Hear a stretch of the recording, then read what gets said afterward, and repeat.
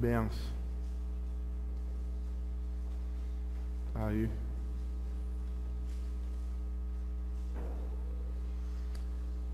Meus irmãos, como você reage quando alguma coisa sai errado do seu planejamento? Qual é a sua reação quando alguém não te trata da forma como você gostaria de ser tratado? Essa é uma reflexão que a gente tem que fazer constantemente, porque direto isso acontece, ou não?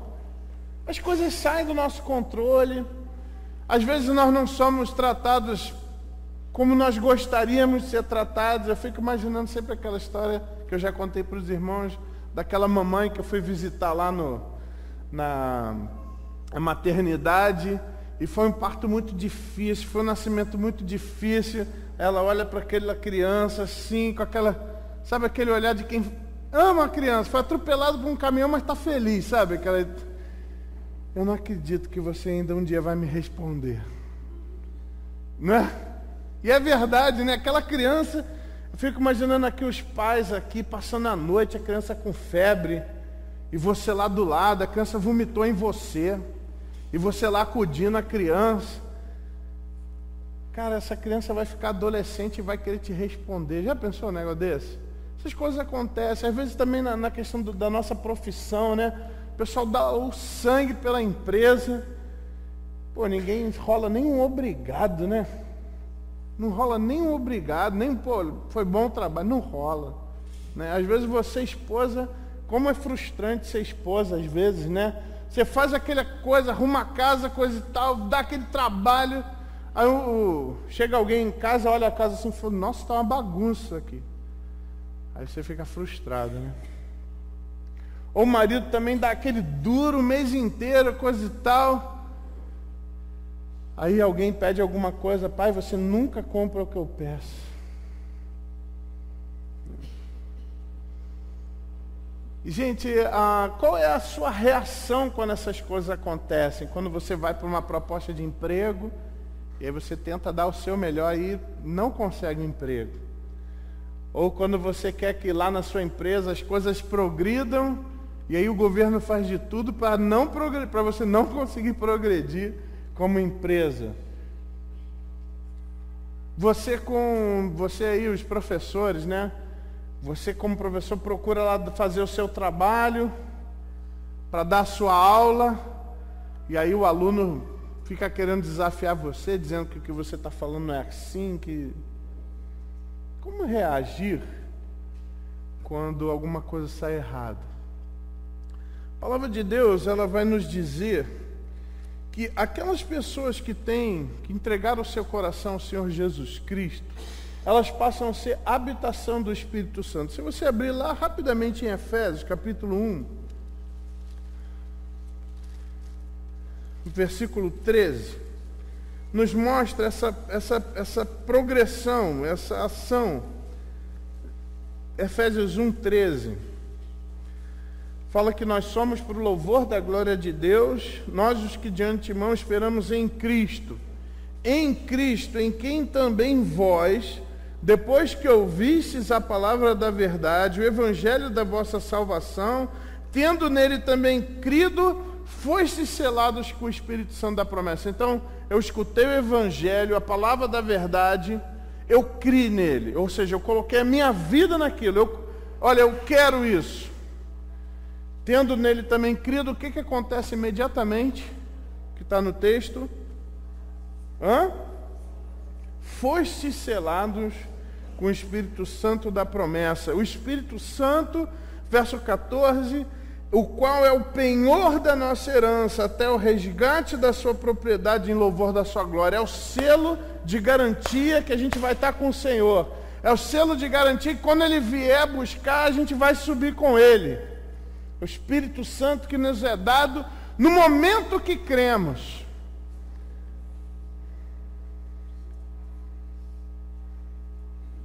No momento que nós entregamos a nossa vida ao Senhor, no momento que Ele nos converte, naquele momento Ele nos dá o Espírito Santo. E é essa que vai ser a grande luta que o cristão vai travar dali para frente. A partir do momento da conversão, não está tudo resolvido.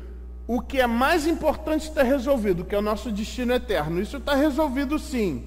Mas quando a gente acaba de se converter, a gente já muda todos os hábitos, a gente já passa a fazer tudo certinho, a gente não peca mais, é assim, não é? Infelizmente não, irmãos. Quando nós somos convertidos pelo Senhor, o ato da conversão acabou, começa o processo da santificação. E quando nós falamos sobre as nossas frustrações, ou o que nos aborrecem, o que talvez tira você do sério, o que talvez provoca tristeza em você, tudo isso faz parte desse grande processo que começa na nossa conversão e vai até ou nós irmos para o Senhor Jesus Cristo, ou o Senhor Jesus Cristo vir até nós. Esse processo de santificação dura esse período. E tudo que nós agimos, toda a forma com as quais nós agimos e reagimos, fazem parte desse processo de santificação. A grande questão é que agora eu tenho dentro de mim duas naturezas. Aí o pessoal que está na lição 1 vai lembrar disso. Quais são as duas naturezas? Uma é a natureza normal, humana, pecaminosa, e a outra natureza qual é? Uma natureza divina, espiritual, que é dada pelo Espírito Santo de Deus. E nós vamos viver com essas duas naturezas.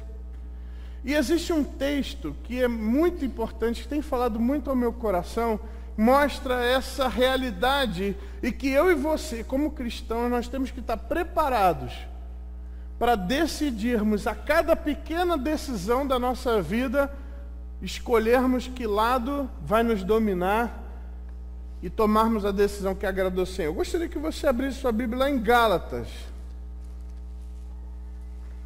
Gálatas no capítulo 5.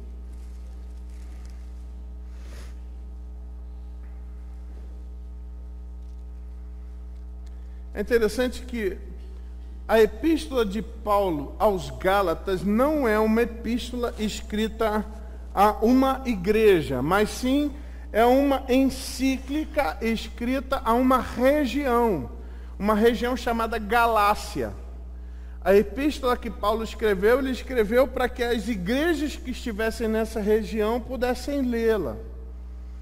Vem tratar essa questão, como pode um homem pecador ter um relacionamento com Deus que é santo? Basicamente é isso que ele vai estar respondendo nessa epístola.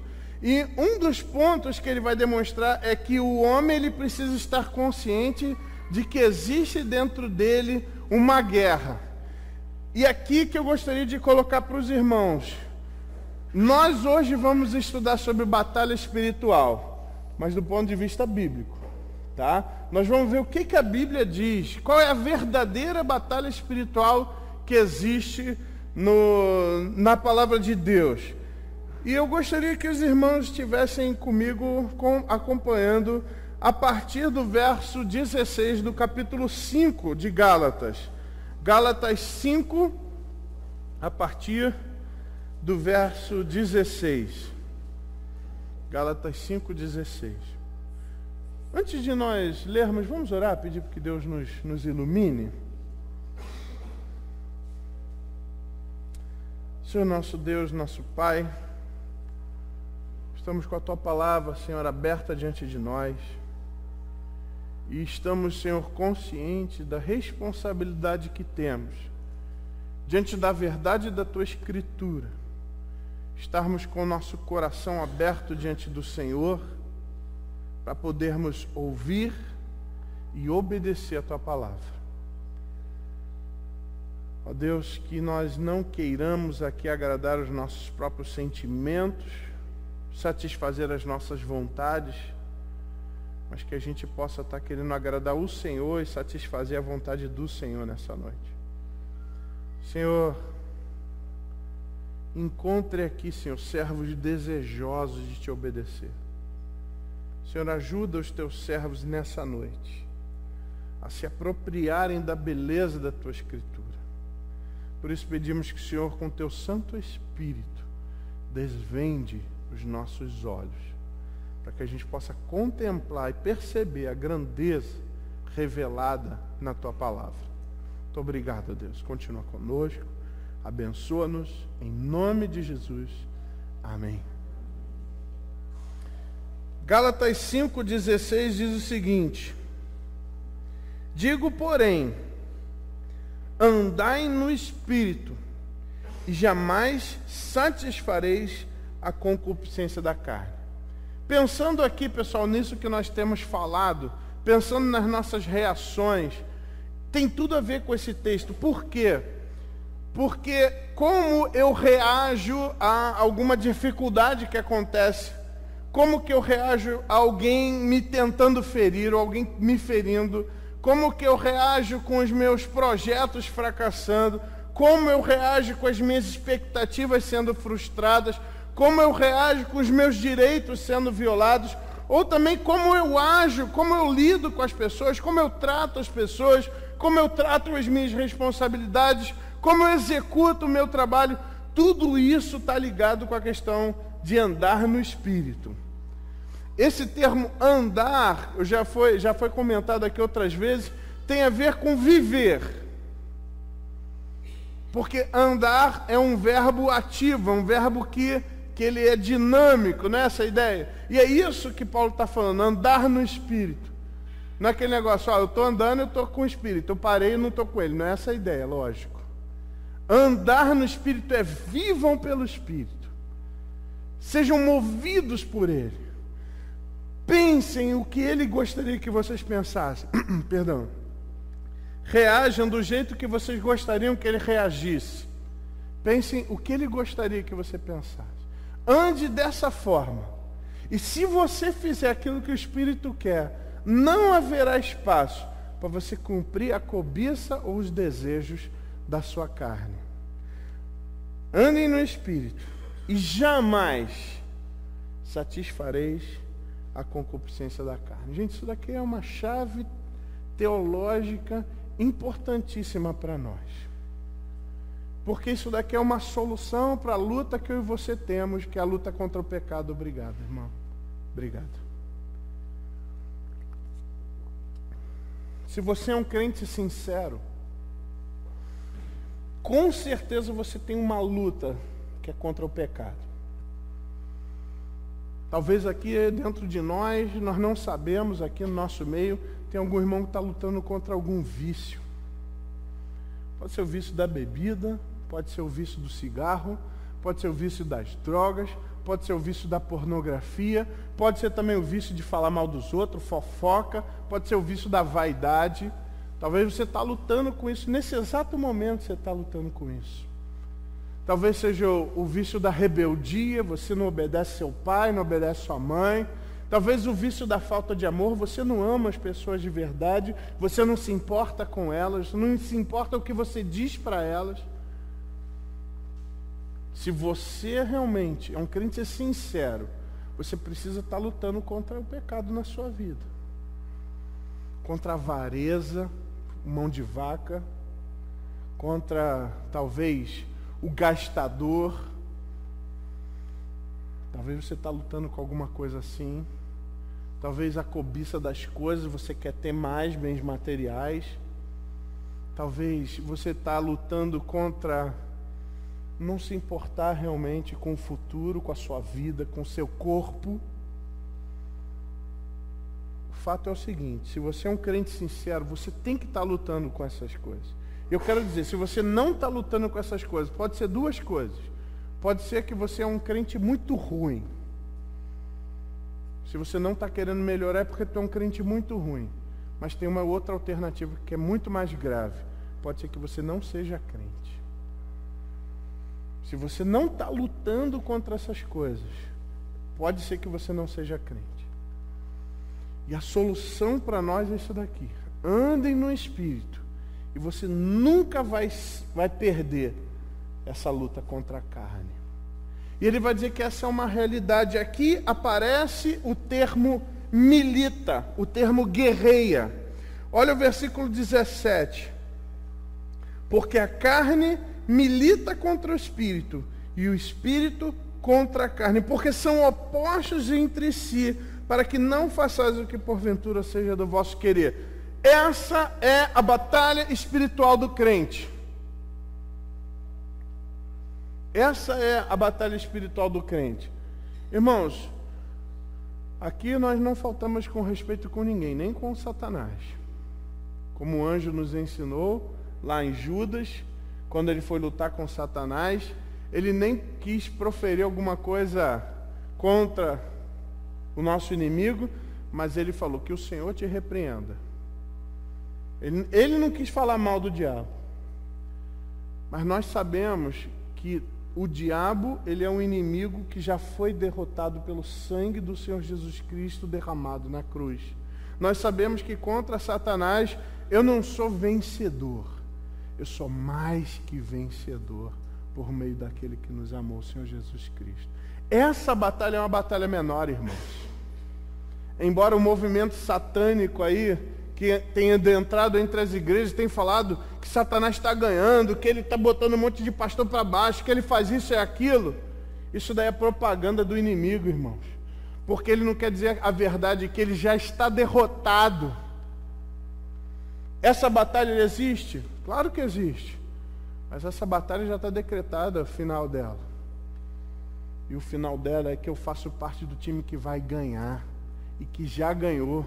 Que o nosso Cristo não é um Cristo que vai vencer, ele já venceu. Amém, irmãos? Esse é o lado que os crentes de verdade estão da batalha.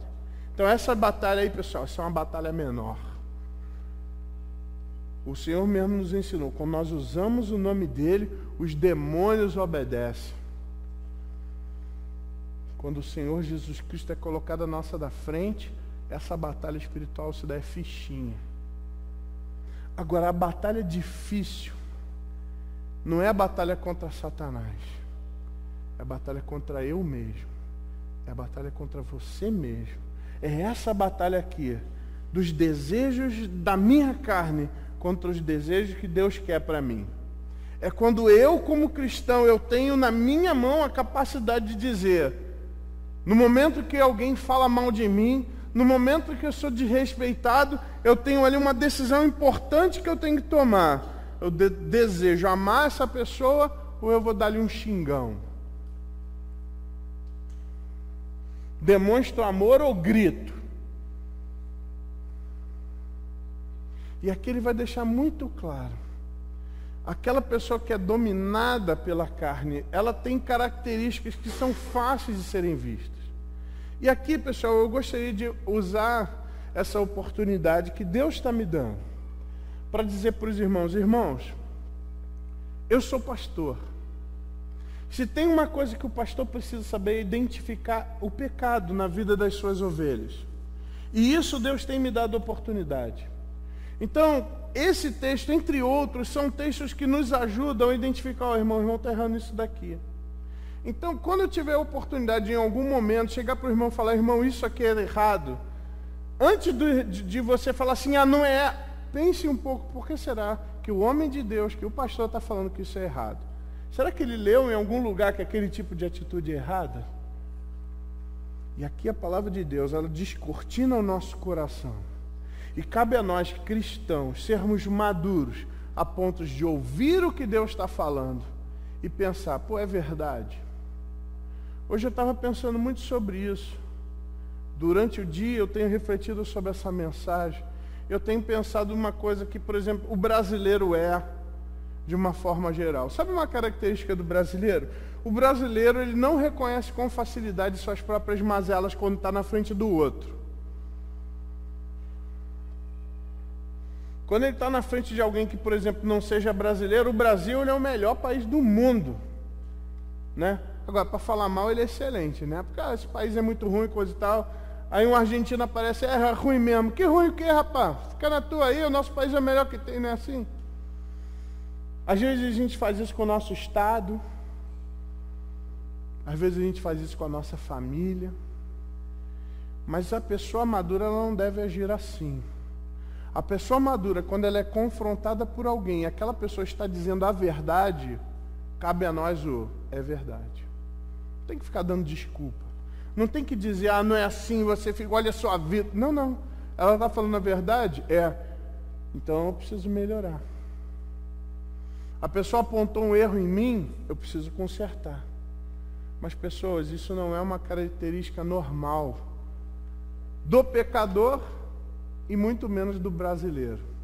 E é nesse momento que, quando nós somos confrontados com o nosso pecado, quando alguém diz pra gente, ó, isso daqui tá errado, vale a pena a gente não ser nem pecador e nem brasileiro. A gente precisa ser filho de Deus, maduro, e dizer, se o negócio está errado realmente, está errado. E a palavra que ela nos ajuda, nos mostrando que, se a gente é guiado pelo Espírito Santo, a gente cumpre o desejo de Deus que foi manifestado na lei. No verso 19, ele vai descortinar quais são as obras da carne.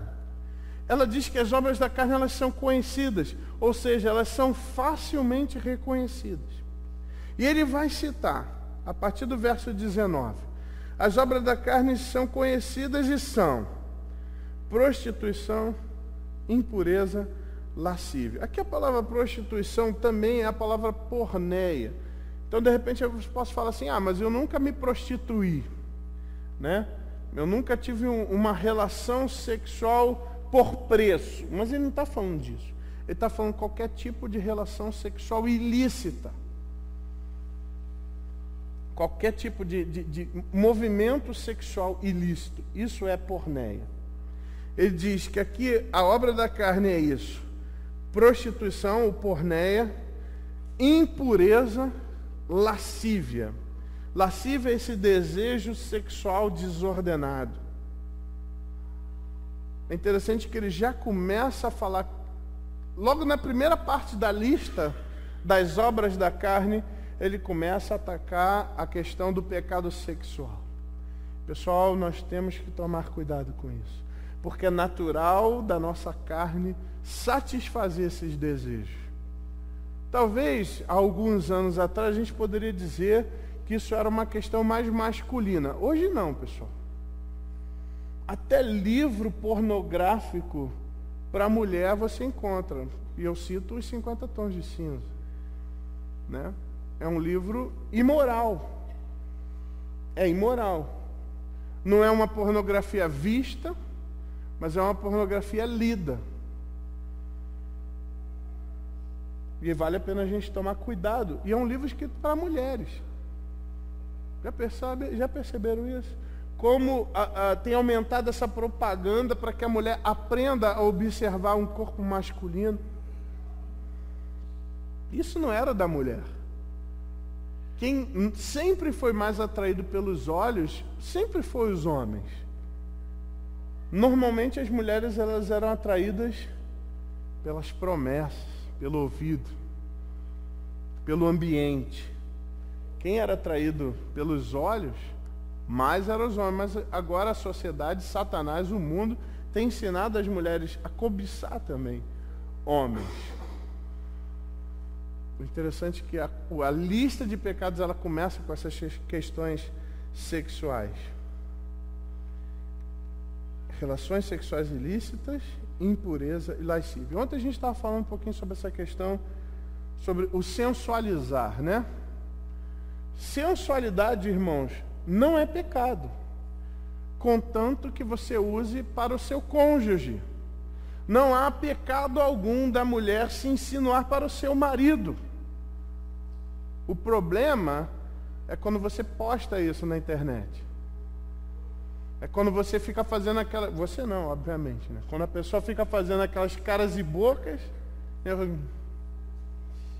né? E posta. E o pessoal faz isso sem a consciência de que aquilo é uma forma errada, aquilo é uma forma impura. A pessoa está postando aquilo e vai provocar coisas naquelas pessoas que vão olhar.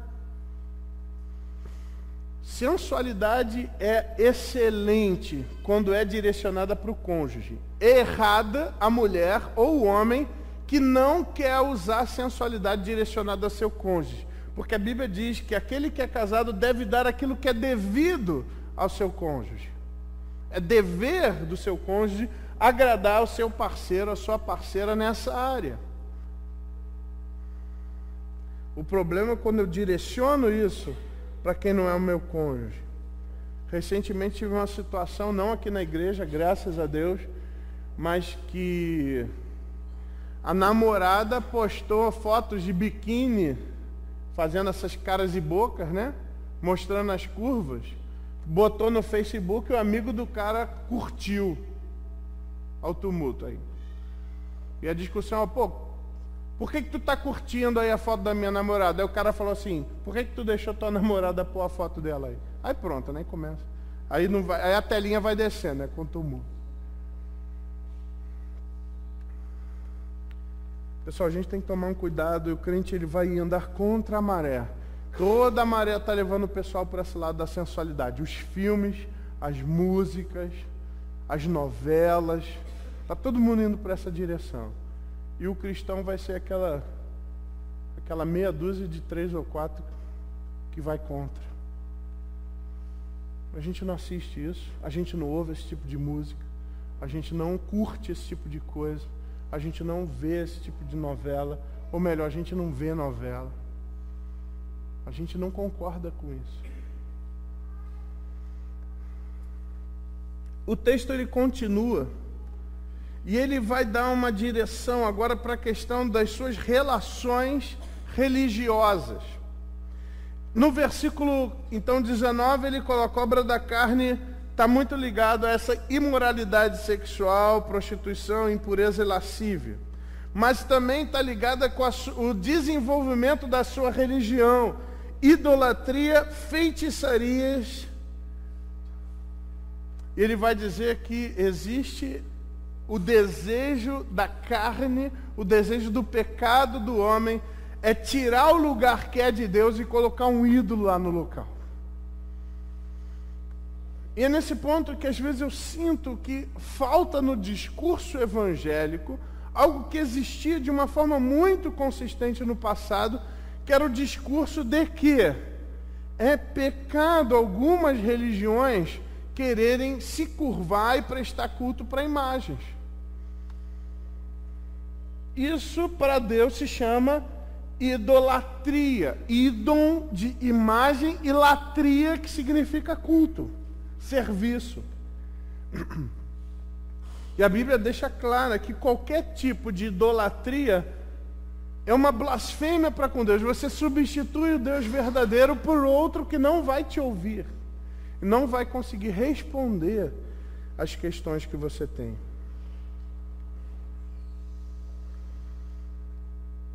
Nós vivemos numa sociedade idólatra, irmãos. Nós vivemos numa cidade idólatra.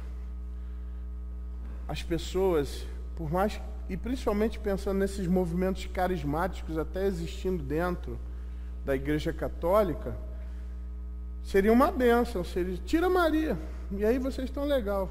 Mas o povo não quer tirar Maria. Mas o problema é que aquela devoção que deveria ser 100% direcionada para Deus, eu dou uma porcentagem para alguém que não é Ele. Eu divido a glória que era para ser só para Ele, eu divido um pedaço para alguém que não merecia essa glória. Aí de novo aquela frase, né, que a gente estava conversando um tempo, né?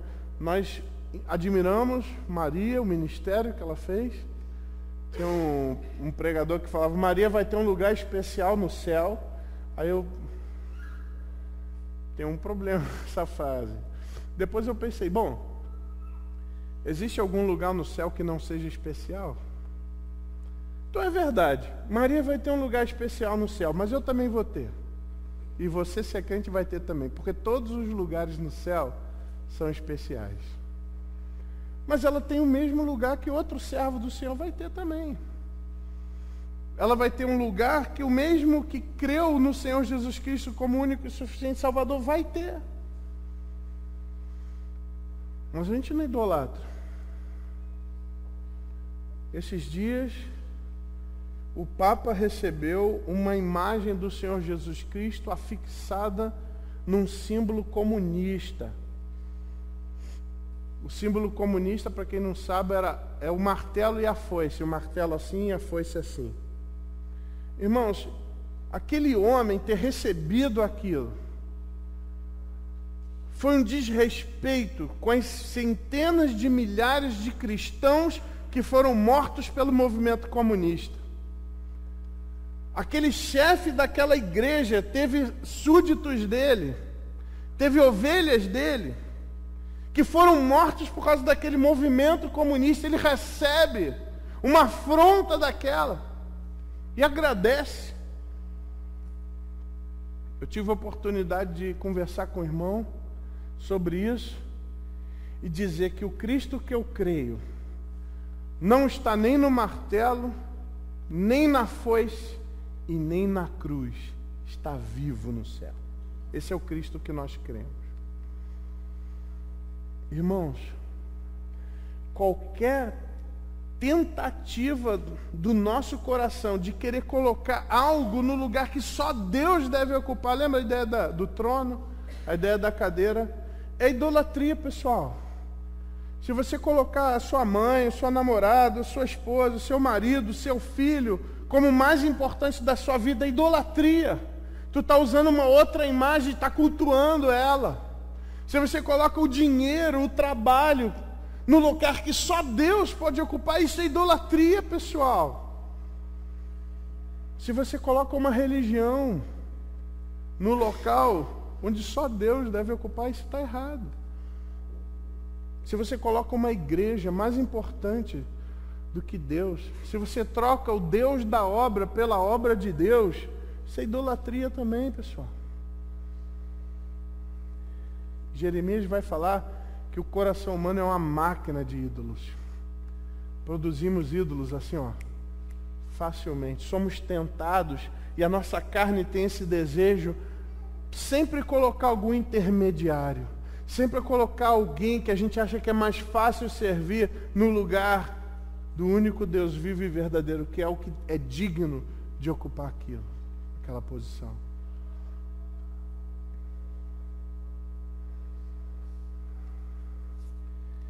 E no momento que eu coloco outro no lugar de Deus, aí começam as feitiçarias. Existem as feitiçarias gospel. Porque se eu coloco outro no lugar... O que é feitiçaria, basicamente, pessoal? É a manipulação de forças ou de recursos no desejo de movimentar a vontade do meu ídolo, a quem eu adoro.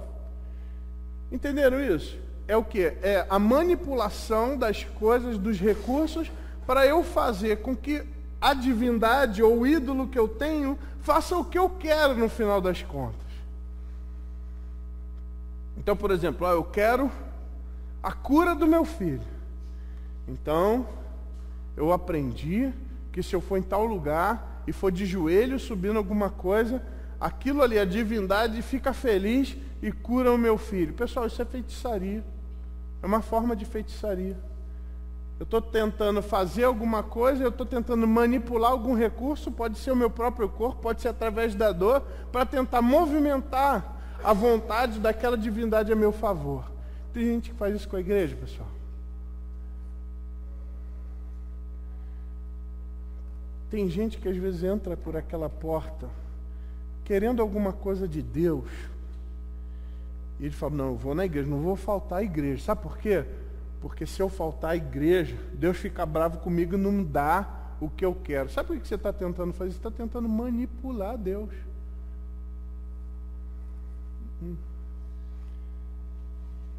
É interessante quando chegaram para o Senhor Jesus Cristo para contar sobre a morte de Lázaro.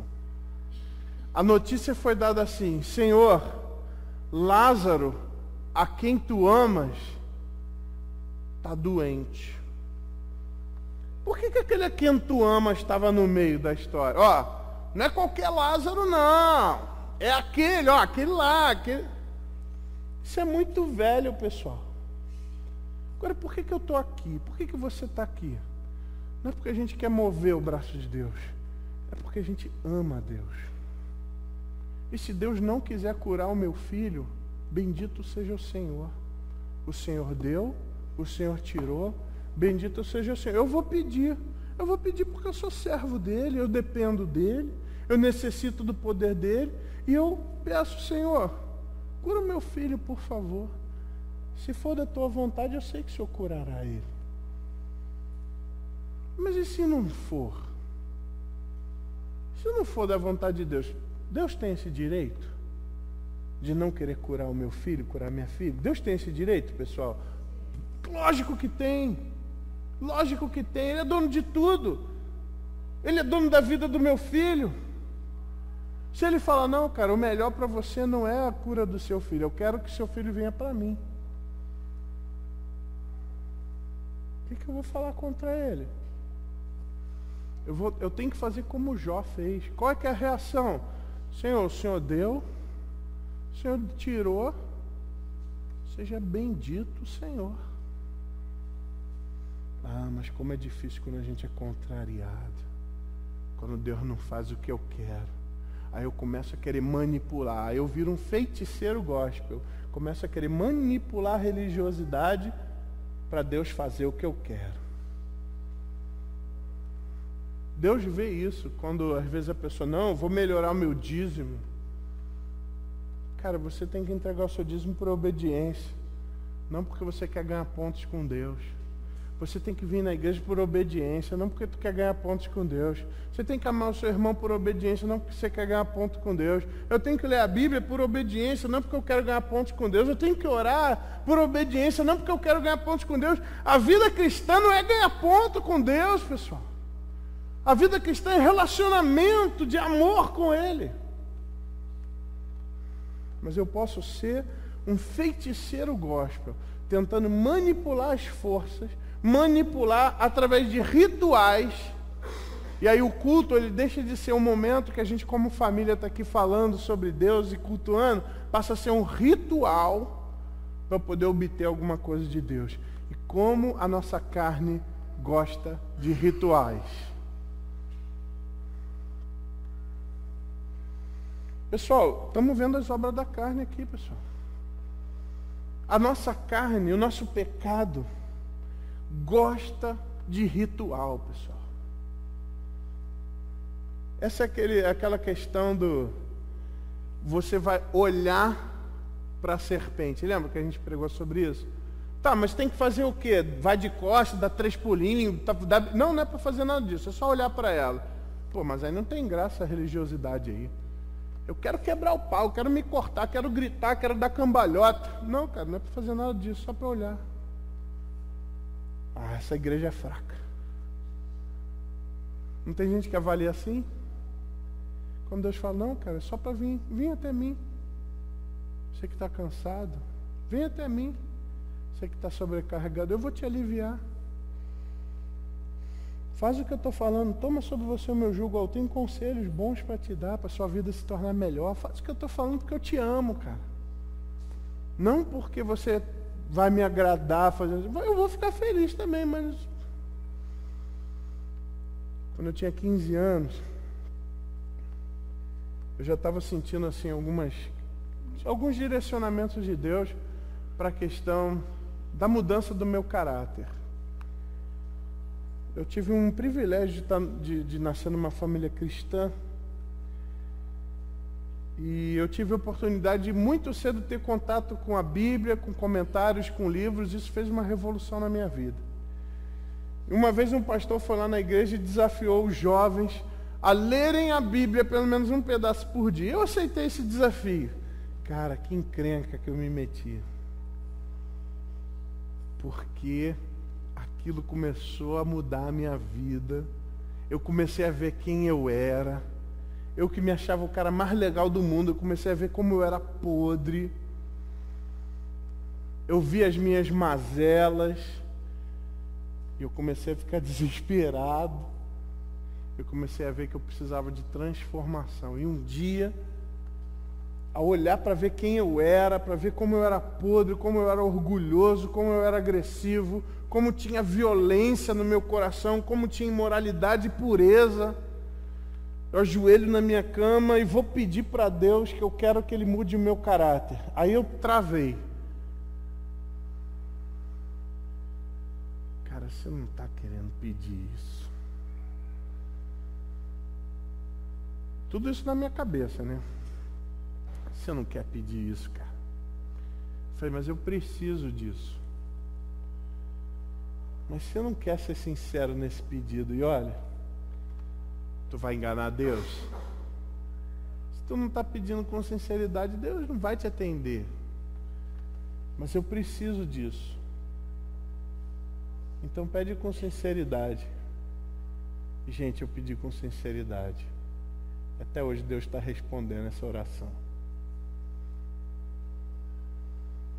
Essa é a questão em relação a gente. A nossa carne gosta de rituais. Nossa carne gosta de colocar coisas no lugar de Deus. E no final, sempre é um que é o que fica no lugar de Deus. Somos nós mesmos. Isso é obra da carne. Mas outra obra da carne, é interessante que para essa, vai ter um monte de palavras direcionado para isso. Então aqui, primeiro ele cita as questões da moralidade, da questão sexual, depois ele fala sobre as relações religiosas, mas ele vai falar que a obra da carne ela se manifesta muito nas relações interpessoais, nas relações entre as pessoas. Olha lá que ele diz, ó, verso 20 ainda. Obra da carne é inimizades. Inimizade é aquele negócio, cara, eu não sou teu amigo, eu não quero ser teu amigo, cara. Hoje de manhã a gente brincou, cara, meu santo não bate com o teu, é o evangélico macumbeiro, né? Meu santo não bate com o teu, a gente não tem afinidade. Cara, essa inimizade, isso é obra da carne, cara. Deus não aceita isso de cristão, não. Cristão tem que amar o outro, tem que ser irmão do outro, tem que ser amigo do outro. Esse papinho a gente não tem afinidade, cara, não mascara a tua carnalidade. Cristão tem que andar junto. Fala, não, a gente não é amigo, mas a gente também... Cara, tá errado. Essa história, eu não te quero mal, apenas não te quero mais. Cara, isso daí é do capeta, isso, pessoal. Isso é do capiroto. E nós não temos isso, não podemos deixar isso crescer no nosso coração, porque isso pode ser do capiroto, mas isso é do meu coração também. O meu coração, pessoal. É interessante que aqui você não vê Satanás, aqui você só vê você mesmo nesse texto. Obra da carne. É o que você pode produzir sozinho. Eu posso produzir sozinho. Se eu der margem para o meu coração, eu fico criando inimizade com um monte de gente. Só que essas inimizades não ficam só nas inimizades. Criam brigas. Essa é a ideia da porfia, briguinha, ciúmes, iras, discórdias, dissensões, facções, invejas. Olha quanta coisa, pessoal. Quanta coisa nessas relações interpessoais. Meu irmão, a palavra de Deus ela é clara para nós. O crente de verdade ama até o seu inimigo. Não foi isso que Jesus orou?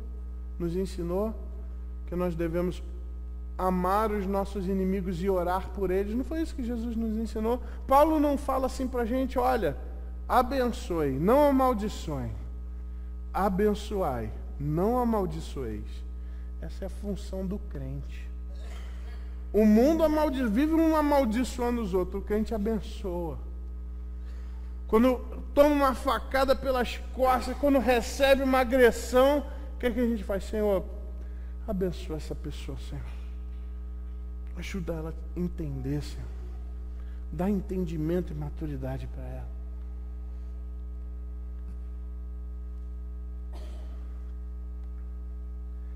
Pessoal, o que mais nós vemos na mídia de uma forma geral, e é o enredo da maioria dos filmes, é aquele negócio. Já viu esse filme? Eu não preciso nem dizer o nome dele. O cara vai lá, sofre bullying, ou fazem maldade lá com a família, com a esposa, com os filhos, ou com ele mesmo. Aí ele vai, treina e volta para dar uma surra no outro, até o fim, aí o cara se revolta, ele vai e mata o cara. Vocês já viram isso? Eu não vou pedir o nome do filme, porque vai surgir um monte de nome, e tudo está certo. Porque esse é o jeito da nossa carne reagir. Tu me dá um tapa, eu te dou um soco. Tu me dá um soco, eu te dou uma facada. Tu me dá uma facada, eu te dou um tiro. Não é assim, pessoal. Tudo isso é obra da carne. Inimizades, briguinhas, ciúmes, ira, discórdia, dissensão, facção. Cara, quantas igrejas racham por causa disso? Eu não gostei daquilo que o pastor fez ou que a liderança fez, então eu vou aqui começar a fazer o meu grupo para a gente poder se posicionar contra o pastor. Cara, isso é obra da carne. Eu vou aqui fazer o meu timinho aqui para a gente poder botar aqui nossa posição, aqui nossa opinião. Cara, para que isso, cara? Isso é da carne.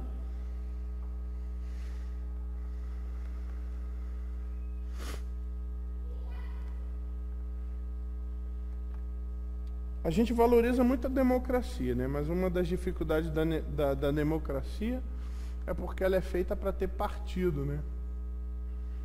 Já é uma questão difícil isso daí.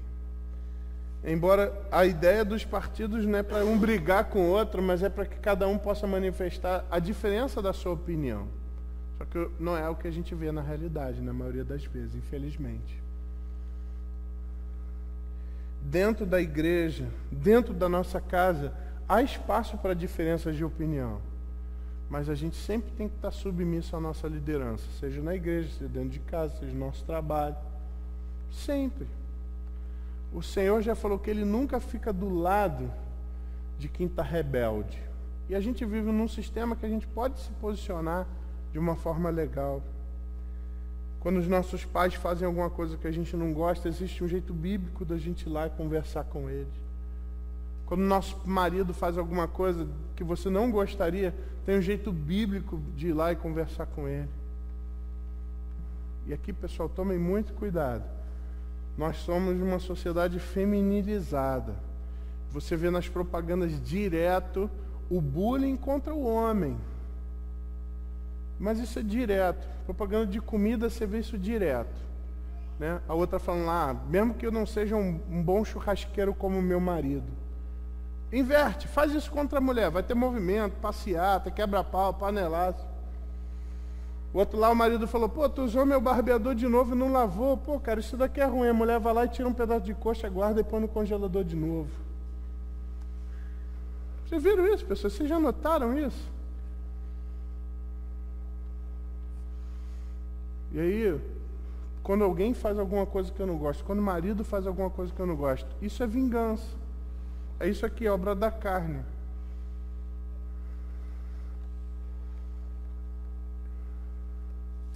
É interessante também que a obra da carne, ela se manifesta nas nossas relações sociais. E ele vai usar dois termos que é a obra da carne. Está no versículo 21. Bebedice e glutonaria. Estava estudando sobre essa questão da glutonaria. O termo usado para glutonaria não é quem come muito. O termo usado para glutonaria são as pessoas que participam dessas farras que envolvem comida. Qualquer festança que envolve comida. Ele está ligado muito mais a uma questão social do que a uma questão pessoal.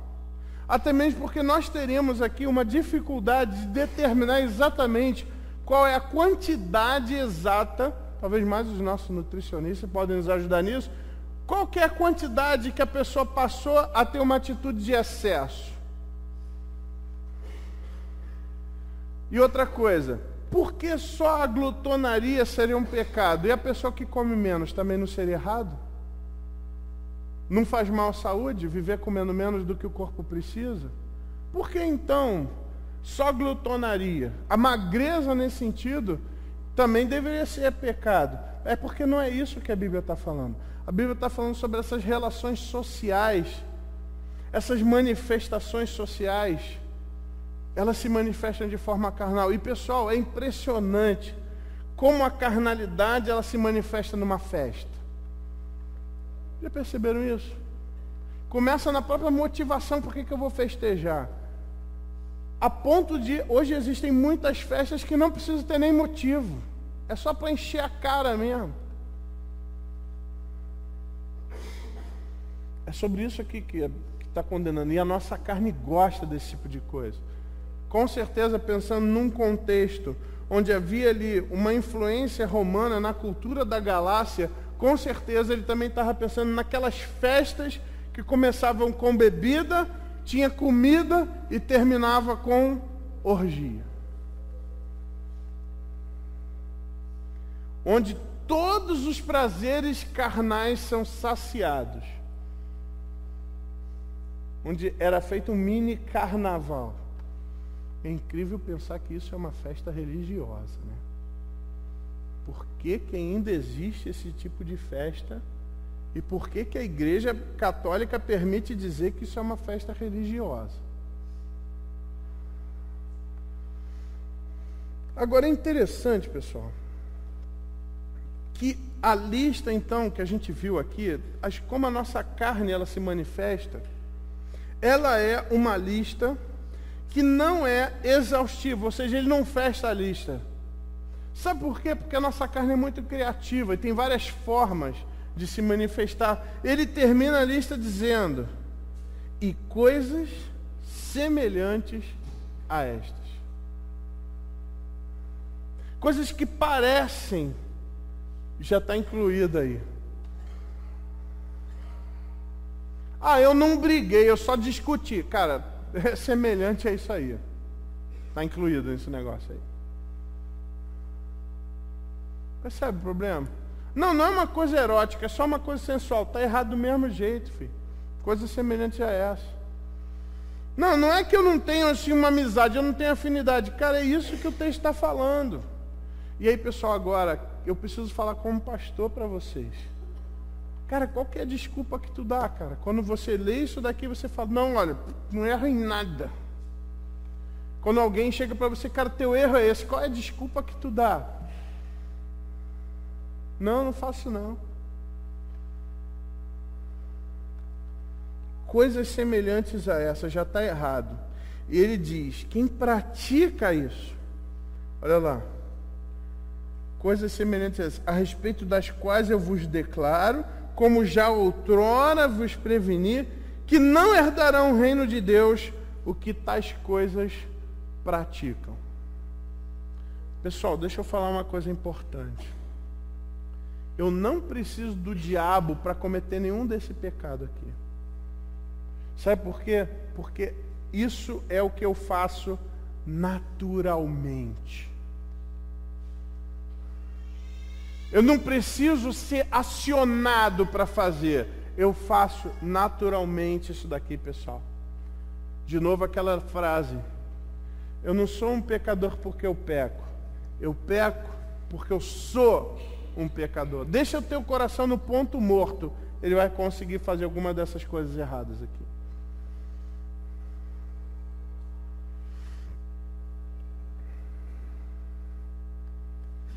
Eu vejo muito essa questão da porfia, às vezes, no relacionamento dentro de casa. É simplesmente aquele irmão com aquela irmã que não responde de uma forma legal. Sempre aquele negócio meio arranhado, sabe? Cara, tu viu o pente? Tá ali. Pô, é isso, obra da carne, cara. Pô, já não te falei. Cara, isso é obra da carne, cara. Você vai conversar com a pessoa, não sei. Pô, acordar de mau humor. Cara, é obra da carne, é natural, já acorda assim. Ninguém fez nada pro cara, o cara acabou de acordar e já está bravo. Meu Deus. Por quê? Pô, é obra da carne, pessoal. Eu não preciso ser acionado, já está lá, vem de fábrica. Eu já acordo assim no meu dia. Se eu der vazão para a minha carne, eu vou fazer isso, pessoal. E ele deixa claro, e é aqui que eu lembro que eu falei, quem faz esse tipo de coisa, ou é um mau crente, lembra que eu falei? Ou ele nem é salvo. Esse versículo está me mostrando isso. E aqui, pessoal, toma muito cuidado, porque ele incluiu na obra da carne a religiosidade. Tem um monte de gente que é excelente em religiosidade, mas não cumpre a vontade de Deus. Cumpre os rituais, que é uma beleza, mas aquilo lá de dentro que Deus quer não cumpre. Não faz. É piedosamente carnal. Piedosamente pecaminoso. E cara, vocês acham que eu não vejo? O cara vem na igreja, o cara cumpre a tabela, o cara é educado, o cara cumprimenta as pessoas, vai lá, cumpre a tabela, vai lá, marca o ponto, pum, estive lá. O pastor não vai poder dizer que eu não fui à igreja. Cara, mas aquilo lá de dentro você não vê. E é isso aqui que eu gostaria de colocar para você hoje. Qual é o fruto que tem que aparecer? Ele não quer simplesmente que você consiga mascarar a sua carne. Ele quer que saia para fora o bom fruto. Aquele que é guiado pela carne, ele vai ter esse resultado. É a obra da carne, é o resultado do trabalho da carne. Mas aquele que vive pelo Espírito Santo, ele dá um fruto. E esse fruto, note comigo que está no singular, o fruto é tem 9 gomos. E é esse que eu gostaria que a gente pensasse um pouco. O fruto do Espírito é amor, alegria, paz, longanimidade, benignidade, bondade, fidelidade, mansidão, domínio próprio. Durante muito tempo, quando eu era adolescente, eu pensava assim, cara, eu preciso ter mais domínio próprio. Então, vamos trabalhar o domínio próprio. Não é essa a ideia. Se você está fazendo, você não vai conseguir. Porque você precisa deixar que o Espírito Santo comande você por completo. Porque o fruto, ele dá todo. Ele não dá um gomão e um monte de gominho pequenininho. Se você for no mercado e ver uma fruta assim, você vai achar que está bom. Você vai achar que essa fruta é uma fruta saudável. Se você for lá pegar uma tangerina, tem um baita de um gomão e um monte de gominho, você vai achar que está legal isso? Lógico que não, você nem pega. Você nem pega. Por quê? Como que Deus fez? O fruto do Espírito. Então, uma pessoa espiritual, ao mesmo tempo, demonstra essas 9 características. Primeira delas, amor. Pessoal, se aqui amor foi colocado como fruto do Espírito, é porque amar as pessoas não é natural. Concordam comigo? Amar as pessoas não é natural. Por isso que eu tenho a cada dia mais valorizado as pessoas que me amam. Porque as pessoas que me amam, tem que ser muito espiritual para me amar.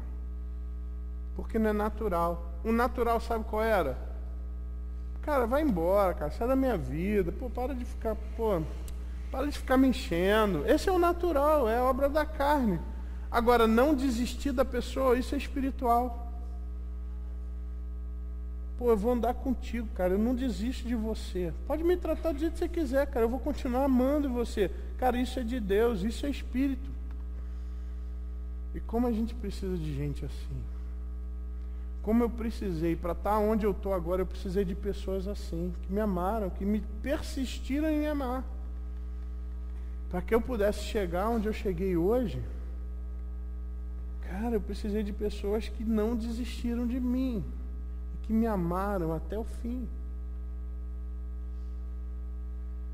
Você ama as pessoas? Se você fala assim, eu não amo muito não. Ou você fala, eu amo, eu quero cumprir tabela. Cara, não é isso, cara. Não foi assim que Jesus nos amou. Ele amou a ponto do quê, pessoal? De dar a vida dele. Qualquer menos do que isso não é esse aqui. Esse amor, não, eu amo, eu convivo, eu gosto dele. Não é isso, pessoal, é amor. Eu amo ele.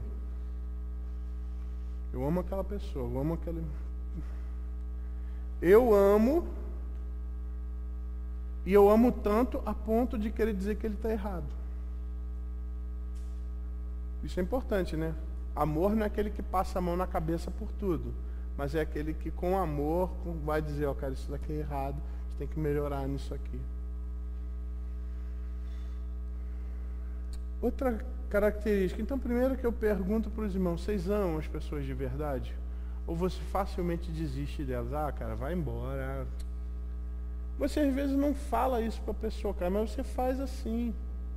Nas rodinhas da igreja você já não fica do lado da pessoa, a pessoa chega, tu discretamente vai para outro lugar.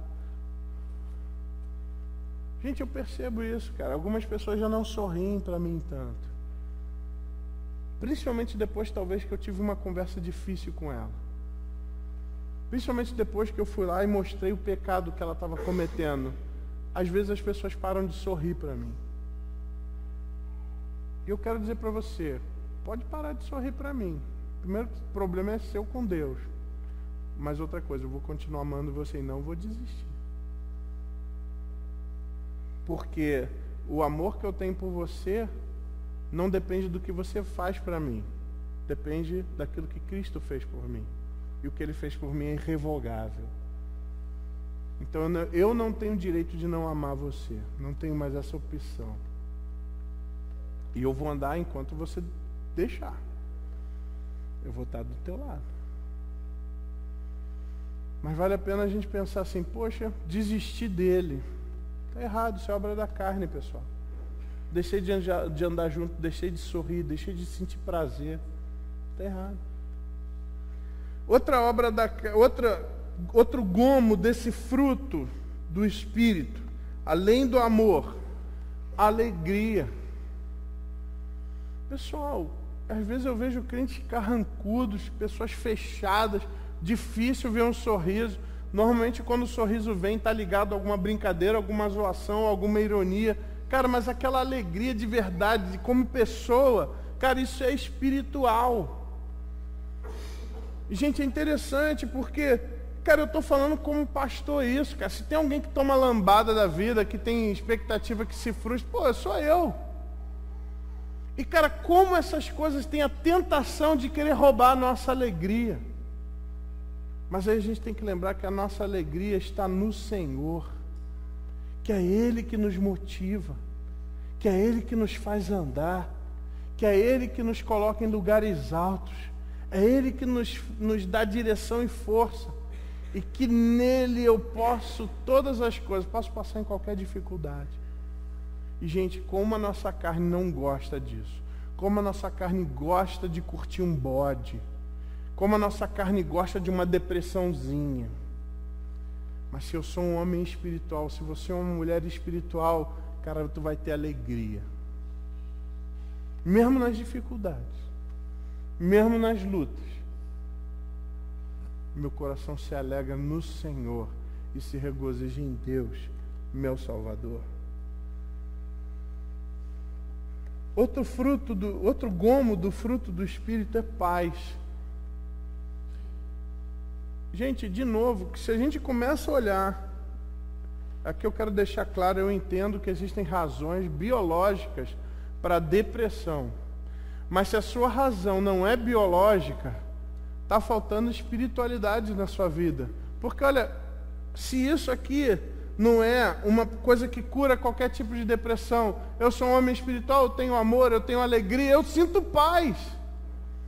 Dá para uma pessoa assim ficar deprimida, ter depressão, ter que tomar remédio? Pô, não tem, galera. E é nesse ponto que a Bíblia para mim é matemática, cara. Se tu tá tomando remédio, tá fazendo esse tipo de coisa, de alguma forma, tu tem que ser uma pessoa mais espiritual. Se não é por uma razão biológica, cara, tu tem que ser mais espiritual, cara. Tá faltando esse curtir a vida espiritual. Ter esse relacionamento de prazer com Deus vivo e verdadeiro. E, gente, na boa, se você vier para a igreja só porque tu tem que cumprir tabela, vai ser muito chato ser crente mesmo, tu vai viver na depressão, cara. Mas não é esse o desejo de Deus para nós. É alegria, amor, é paz, pessoal. A coisa está quebrando lá fora. E no fundo você tem aquela sensação, cara, Deus está comigo. E se Deus é por nós, quem será contra nós? Quem tentará acusação contra os escolhidos de Deus? Quem nos separará do amor de Cristo? A resposta para todas essas perguntas é ninguém, ninguém, ninguém. Eu não sou vencedor apenas. Eu sou mais que vencedor. Será que as pessoas reconhecem em você essa vida de amor? Será que você é aquele crente amoroso? Gente, tem alguns irmãos aqui que eu converso, eu sinto um amor tão grande nas suas palavras, nos seus gestos, me sinto profundamente amado. Alegria, algumas pessoas eu vejo, mesmo com as lutas, são pessoas alegres. Eu vejo pessoas que transmitem essa paz, que excede todo entendimento, que só Cristo pode dar, que é fruto do Espírito Santo. As pessoas mesmo, o negócio está quebrando, mas olha, eu estou tranquilo porque Deus está comigo.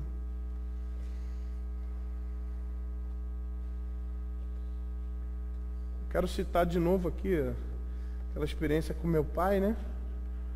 Eu fui levar meu pai no médico, no neurologista, que é um doutor em neurologia, é professor dos professores da Universidade Federal do Rio de Janeiro. E esse professor, que foi o que deu o diagnóstico do meu pai, falou: o senhor só tem uma doença degenerativa, e isso vai atrofiar todos os seus nervos, e vai chegar uma hora que o senhor vai ter dificuldade de falar, e não vai conseguir andar, e tal, e tal. E meu pai ouvindo aquilo, né, eu fiquei calado, né, nossa, que pancada, né. E o médico foi muito correto em falar a verdade, né. Eu cheguei, fiquei meio quieto, assim, nossa, como é que será que está lá o coração do meu pai? Cheguei em casa, sentei, e aí, pai, como é que você está aí com essa notícia? Ele falou assim: eu estou bem, pelo menos agora eu sei o que eu tenho. Pô, é mesmo, né, cara? Que vivendo aquela dúvida, qual que é o problema, o que é o negócio, toma remédio sem saber o que tem. Tinha médico que falava assim: olha, não sei o que o senhor tem não, mas toma esse remédio. Pô, como é que você vai fazer isso, cara? E meu pai realmente tomou um monte de remédio que não era para aquilo. Meu pai falou: agora eu sei que eu tenho. Eu falei: cara, que lição que o meu pai me deu. Que lição que ele me deu. Depois de tomar uma pancada, não, tá tudo bem. Fruto do Espírito. Amor, alegria, paz. Você sente paz, irmão? Você está em paz? Ou você está em conflito, em guerra? Guerra contra o pecado sempre, mas contra você mesmo, contra as pessoas, não. Aí não. Você está em paz? Ou você é daquele que semeia inimigo facinho? Ou você está em guerra contra você mesmo? Sem ser pela questão do pecado, né? Outro gomo aí do fruto do Espírito é longanimidade. Longanimidade é aquela ideia da pessoa que ela tem um pavio longo. Uma vez eu conversando com uma pessoa, falou: cara, pastor, o problema da minha esposa não é que ela tem um pavio curto, é que ela não tem pavio, é botãozinho, bum! É assim, né? Eu falei: irmão, isso daí é um... Uma vez o professor falou que tem um irmão que estava melhorando a questão da longanimidade, porque ele ficou sem falar com a mulher dele 5 horas. Aí todo mundo ficou assim: que isso, pastor?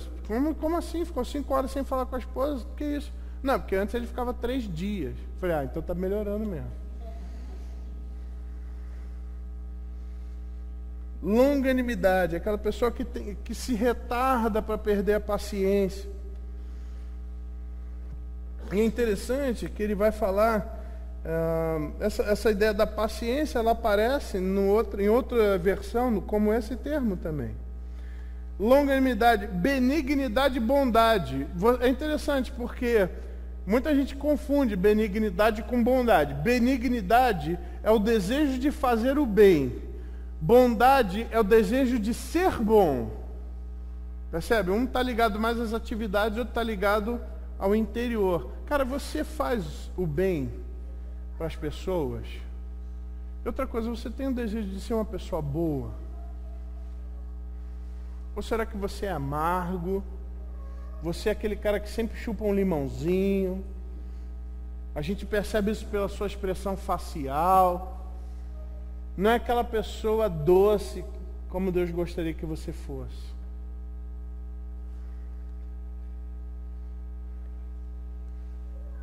O Senhor quer que a gente seja bom e que faça o bem.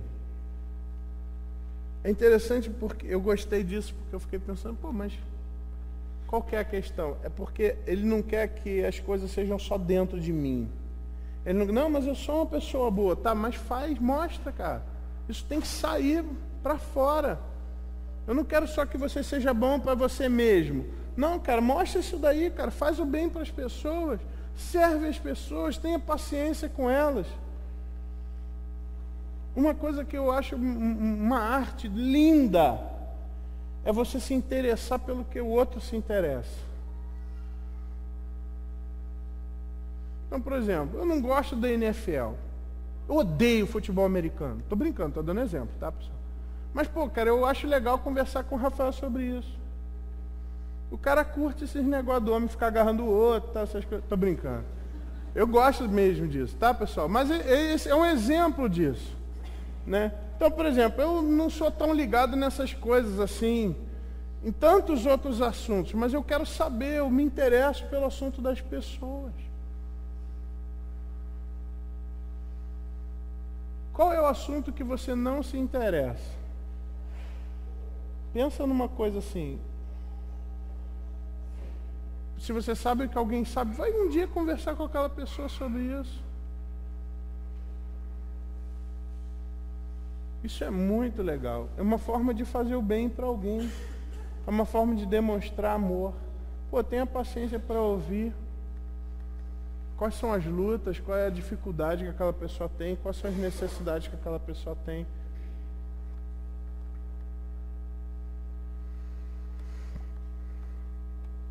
Benignidade, bondade, fidelidade. Essa palavra fidelidade, ela tem várias conotações, tá? Ela tem a ver de eu ser fiel em relação às pessoas, ou seja, de eu não desistir das pessoas. Tem a ver também porque é a mesma palavra, a palavra pistis, que é essa ideia de eu ser um crente de verdade, de eu manter a fé. Inclusive, em algumas versões, não aparece fidelidade, aparece fé, porque é a mesma palavra, tá? A palavra pistis, ela tem várias traduções, ela pode ser fé, pode ser crente, pode ser fiel, é a mesma ideia. E é verdade, um crente é alguém fiel a Jesus, ou é alguém que professa a fé em Jesus, né? É a mesma coisa. A palavra pistis também tem a ver com a ideia de confiar em alguém ou em alguma coisa. Uma pessoa fiel é aquela pessoa que também está ali mantendo ali a confiança naquela outra. E ele está dizendo que isso é fruto do Espírito, eu me manter fiel.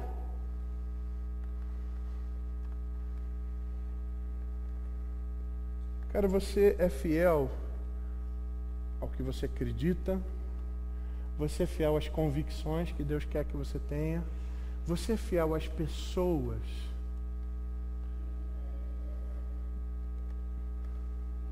Uma das questões que a gente vê na obra da carne é essa questão da traição, né? De eu fazer coisas por trás, de eu mentir. O fruto do Espírito, um gomo importante, é essa pessoa que é aquilo que ela diz ser. Ela é verdadeira.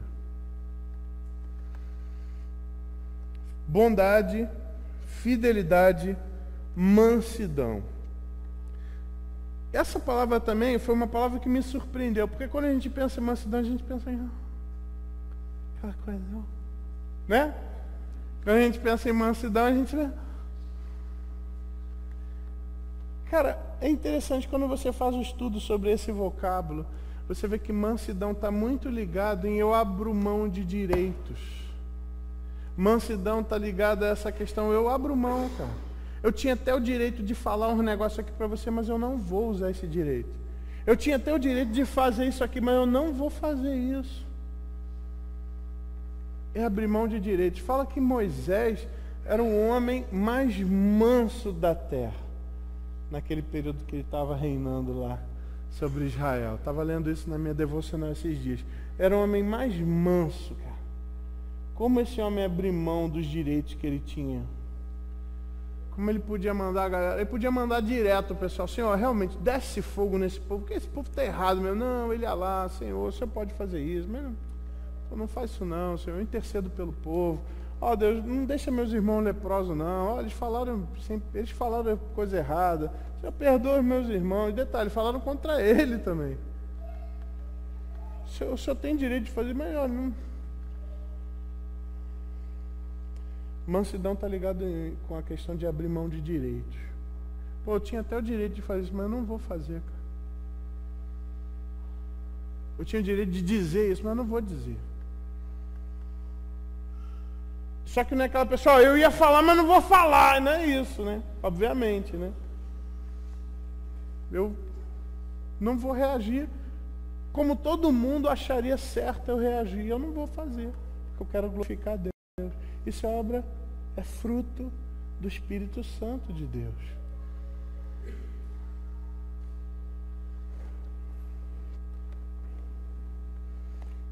E ele fecha o último gomo no versículo 23 com domínio próprio.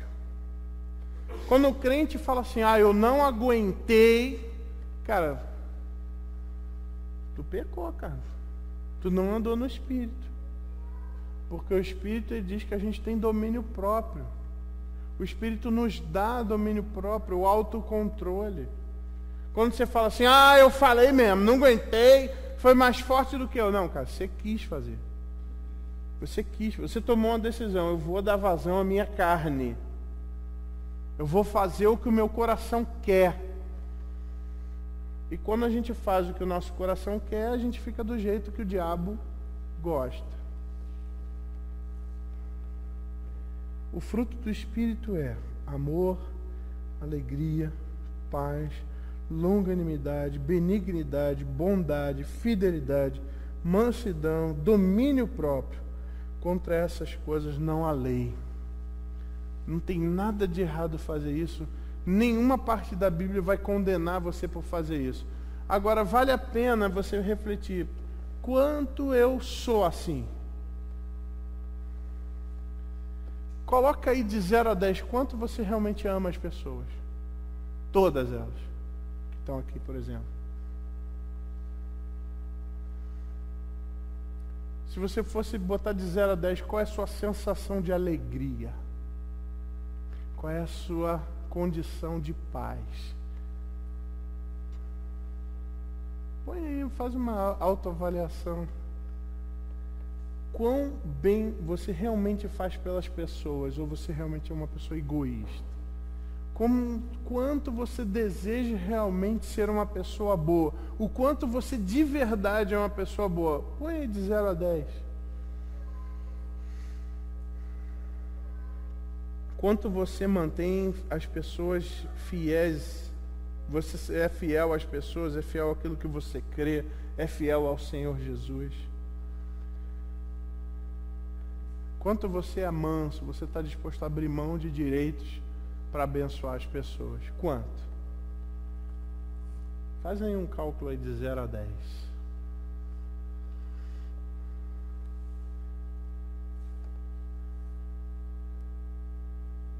Ele vai dar um segredo aqui para que eu possa crescer nessas coisas. Está no versículo 24. E os que são de Cristo Jesus, lembra que eu falei, se eu não demonstro o fruto do Espírito, ou eu sou um crente muito ruim, tem que correr atrás aí do prejuízo, ou eu não sou crente. Lembra? Quem pratica essas coisas não vai herdar o reino de Deus. Mas ele fala que os que são de Cristo crucificaram a carne. Crucificaram a carne com as suas paixões e concupiscências. E aqui eu fui estudar um pouco sobre isso, achei muito legal a figura. A morte de cruz, ela não é uma morte instantânea, não é verdade? Não é igual um tiro na cabeça, uma espadada aqui no lado do pescoço, não é. A morte por cruz, ela é uma morte que demorava, ela demorava dias para acontecer. Tanto é que quando chegava perto do sábado, para que os caras não ficassem morrendo durante o sábado, eles quebravam as pernas das pessoas para que eles pudessem morrer asfixiados e morrer logo. A morte de cruz era uma morte por inanição ou asfixia, não era pelo buraco, perdia-se todos os nutrientes do corpo através do derramamento do sangue. Essa pessoa não tinha mais força para se sustentar, então esse peso aqui ia e prendia a respiração, não conseguia mais respirar. Então basicamente era por inanição e por asfixia. Só que sabe o que algumas famílias faziam? Elas iam lá de noite e elas iam lá e davam água, elas iam lá e tiravam os crucificados da cruz e levavam embora a pessoa. E detalhe, se não tivesse ali uma guarnição para impedir que isso acontecia, essa pessoa ela voltava, porque cuidavam das feridas desse crucificado, davam bebida, davam alimento para ele, e aquilo fechava e ele voltava a viver. Não é à toa que lá, você lembra que na crucificação de Jesus ficou uma guarnição lá? E os caras jogando ali com as vestes de Jesus? Aquele jogo era um passatempo, porque tinha que ficar ali cuidando do defunto até ele virar defunto, né? Você lembra também que José de Arimateia teve que ter uma autorização dos líderes para poder tirar o corpo de Jesus da cruz? Essa autorização era necessária para não dizer que roubaram o corpo. Por isso quando falaram, não, podem até não querer acreditar que Jesus ressuscitou, mas ninguém podia dizer que ele não morreu, porque ele morreu, porque teve uma autorização oficial de José de Arimateia para poder tirar o corpo de Jesus na cruz, e ele foi colocado naquele túmulo, na pedra recentemente escavada. Mas é interessante isso, crucificar a pessoa não é uma morte instantânea. E cara, isso tem muito a ver comigo, com você, porque o que a Bíblia fala, que eu nunca vou ser um homem espiritual se eu vou lá no momento da minha conversão, preguei meu velho homem na cruz. Não adianta nada se eu vou lá de noite e dou lá uma comidinha para ele. Ou se eu vou lá escondido e faço uma transfusãozinha de sangue, para ele ficar um pouco mais vivinho. E é esse o ponto, pessoal. Vai te dominar a natureza que estiver mais bem alimentada. Lembra daquela história do galo? Que o cara foi lá numa rinha de galo, uma briga de galo, não pode, é proibida, mas de vez em quando tem algumas aí que o pessoal descobre, né? O cara foi. E ele era de fora, estava olhando ali as brigas de galo, e tinha um cara que ele ganhava todas as apostas. Quando ele apostava no branco, o branco ganhava. Quando ele apostava no malhado, o malhado ganhava. Aí, pô, tem alguma coisa aí. Aí ele chegou do lado, amigão, pô, eu não sou daqui, cara. Pô, tem alguma coisa aí, cara. Como é que você sabe quem que vai ganhar? Aí o cara, pô, tu não vai contar pra ninguém? Ele falou, não. Então também não vou contar, então fica pra semana que vem. Tô brincando. Então ele falou o seguinte, cara, sabe por que eu sei qual é o galo que vai ganhar? Porque eu sou o capataz aqui da fazenda que alimenta os galos. Então quando eu quero que o branco ganhe, eu dou mais comida pro branco. Quando eu quero que o malhado ganhe, eu dou mais comida pro malhado e não dou pro branco. Então quando o galo vem aqui, malandro, tá fortão, ele vai ganhar, é batata, é matemática. Pessoal, a nossa vida espiritual é assim também, galera. A área da sua vida que você mais alimentar é o que vai te dominar. Nós estamos crucificados com Cristo. Se você aceitou Jesus de verdade, você está crucificado com Ele. Não alimente o seu velho homem. Deixa ele ficar lá na cruz, deixa ele morrer lá. E cara, eu posso alimentar minha carne através do que eu vejo, do que eu escuto, das conversas que eu tenho. Por isso que eu falo tanto, cara, tu vai assistir uma novela, tu só está alimentando a tua carne. Tu vai ouvir uma música podre, tu só está alimentando a tua carne. A conversa que você tem no WhatsApp só vai alimentar a tua carne. Ficando mal dos outros só vai alimentar a sua carne. Deixa ele lá, cara, deixa ele morrer lá. E o nosso velho homem, ele é muito resistente, cara, ele não morre fácil. Cara, eu digo para você, cara, cuidado com o seu coração, com o que você está pensando agora, cara, deixa o velho homem morrer, não fica alimentando o seu próprio orgulho. Crucifica a tua carne e deixa ela morrer lá, cara, vai ser muito melhor para você, para a tua igreja, para a tua família. Deus vai ter muito mais prazer de usar você. Crucifica, cara. Crucifica lá a sua carne, com seus desejos, suas cobiças, seus sonhos. Deixa tudo ficar crucificadinho lá.